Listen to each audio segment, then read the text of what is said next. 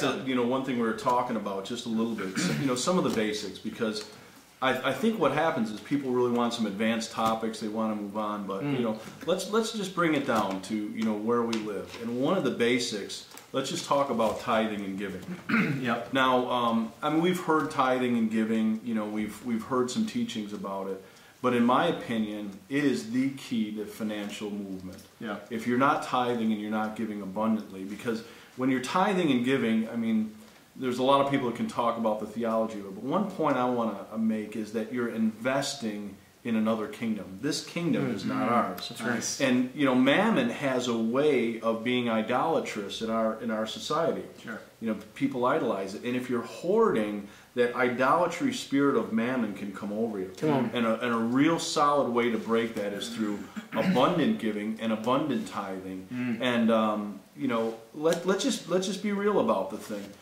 In my experience, you know, people talk about it, they talk about tithing and giving, but if you really went and you saw what people are spending their money on, you look through their checkbook, that's where their heart is. You know, what they're putting their investment in. Come on. I happened to be speaking a couple of years ago at a national conference in Peru, in Lima, and we had a program that was just phenomenal. We had some great speakers, and I was one of the keynote guys.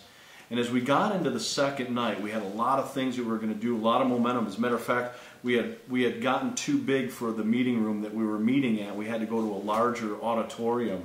And while we were there, we were getting ready. A number of us were staying in the same hotel, just praying and fasting, looking for the meeting to start. And a word came out among us that there was a real problem with tithing in the church. Right.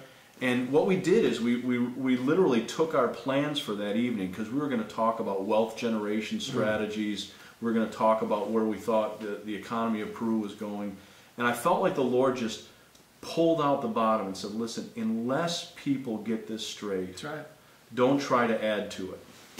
And it's like it's like an old saying that says, you know, if you've got your shoes and your shoes are dirty, That's right. you got to clean them first before you polish them. That's right. Because you can't shine poop Pretty or much. mud. You can't do it. Yeah. You've got to clean that thing off. And the basics of Christianity are like that. We all want to move forward, you know, but it's not what you know that determines your spiritual maturity. It's how much you know is put into practice, Right. into action in your life. That's the level of your maturity. And tithing is giving, and tithing and giving are that bottom line rung. I have not seen a person in my life that has significantly tithed and given that will suffer lack. Now, there may be a testing period, and some of you right now might be going through a testing period. You say, Dave, you say, you know, I've been tithing, I've been giving, I just don't see it. Well, be not deceived. God is not mocked. Whatsoever a man sows, he will reap. That's right. There will come a time of reaping in it. It is God's plan. Yeah. Now, we've heard some old school That's right. stuff about tithing and giving, and about the legalism of it. And, you know, listen, I just want to say that there are people that are not Christians. I've been talking with some Muslims that say they tithe to the Christian church because the thing works. What? Yeah, they give to the Christian church because they've seen the principle work. Unbelievable. And I believe that in my life, that if you see something that works and we can transfer that over to people, man, that's the power. That's the power right there. So yeah, I think the Rich Dad Poor Dad, Kiyosaki, holla to Hawaii. He's Hawaii born. I think there's a chapter in one of his books that's just like, he doesn't even describe it. He's just like tithe. He's like, you want charity stuff, but he's like, I don't even understand why this works, but he's just throwing it out there. He's like, he's got a Christian. Here's the principle. He actually has a Christian life coach as well. So yeah, I know he's hooked up with some dudes and I think he's done some stuff. I think his stuff is really solid. I don't know. Especially Rich Dad Poor Dad.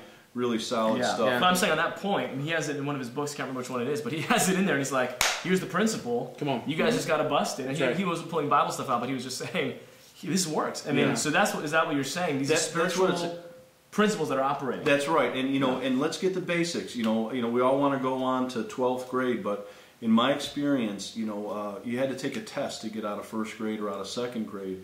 And if you fail that test, you got to go back and learn that thing over again. That's it. And the test of the tithe, the test of giving, let's pass that test. You know, let's really move on from that, and let's advance. You know, let's advance to something else.